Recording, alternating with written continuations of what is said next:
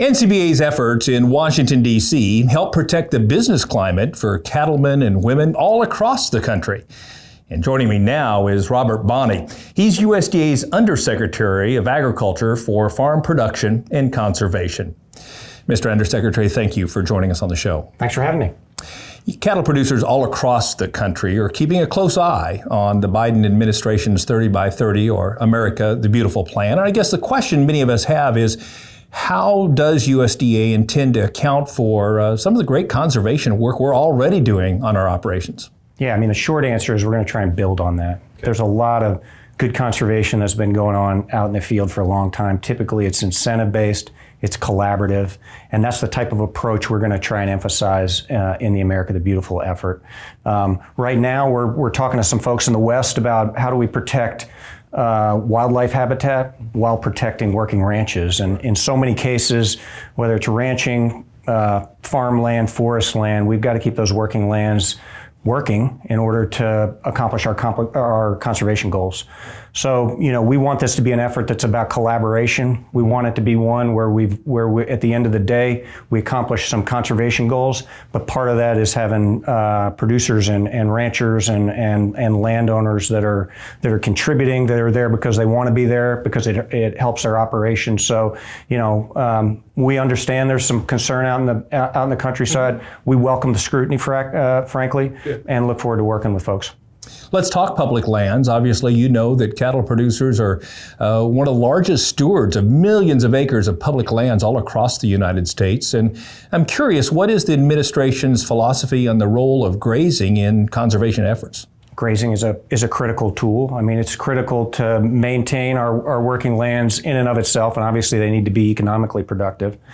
But grazing can be an important management tool on many of our western lands, including our public lands. We have challenges with fire, for example, and grazing can play an important role there. And so again, we're looking for a collaborative approach. Again, understanding to accomplish our conservation goals, we're going to need to work hand in hand with ranchers in the West, whether they be on private working lands or public lands. USDA has announced several investments in climate-smart agriculture. You probably recognize that many of us in the beef industry believe there's nothing more climate-smart than putting a cow out there on green grass and using that harvester, if you will, to turn it into viable protein for consumers. What's your view on the role of livestock agriculture as it relates to your climate-smart objectives?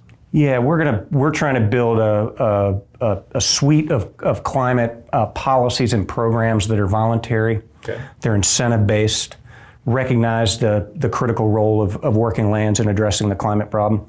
If you look at agriculture in the U.S., it contributes about 10% of our U.S. greenhouse gas emissions. That's lower than a lot of other countries, and the reason is because our agriculture is very efficient and very productive, and that's certainly true on the livestock side. The good news is there's a lot of alignment between high productivity agriculture and accomplishing our climate goals, whether it's grazing to improve soil health, the same thing on the cropland side, whether it's cover crops or nutrient management, what have you. We're going to try and take advantage of that alignment and I think create incentives that whereby producers can integrate climate smart practices into their operations. On the livestock side, there's enormous opportunities to both sequester carbon in the soil, yes, even while we reduce methane emissions. Mm-hmm. And I think our goal at USDA is to take advantage of that alignment, to work with producers, and to recognize that even as we accomplish our climate goals, we need to produce the food and fiber that society needs. And so productivity and keeping our producers profitable and productive is really important. We believe that cow is a great American upcycler, and we want to take advantage of that, clearly. One last question for you. Obviously, the new discussion on a brand new farm bill is ensuing now. I'm curious, you mentioned incentives.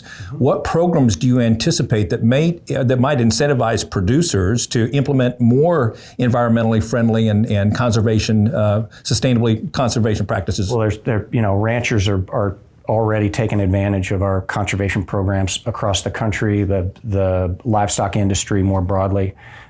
I hope that we'll continue to be focused on that that there are always tweaks, there are always improvements that we can make to those programs. We're excited, for example, about the grassland CRP program. We think there are opportunities for folks in the livestock industry to take advantage of that, to keep working lands working, even as we accomplish wildlife, water quality, or other goals. And so that, we'll expect a robust conversation about how much money, what opportunities there in the Farm Bill. Another important area is going to be disaster programs, and how do we deal with drought? How do we help producers, whether it's thinking about, our crop insurance, the risk management side of the portfolio, disaster programs. I think that's going to be an important part of the conversation, and I think the livestock industry sits in the middle of that conversation. Very good. Thank you, Mr. Undersecretary, for taking time out of your busy schedule to come visit with us. Hope you'll come back soon. I'll come back. Thanks for having me. Thank you.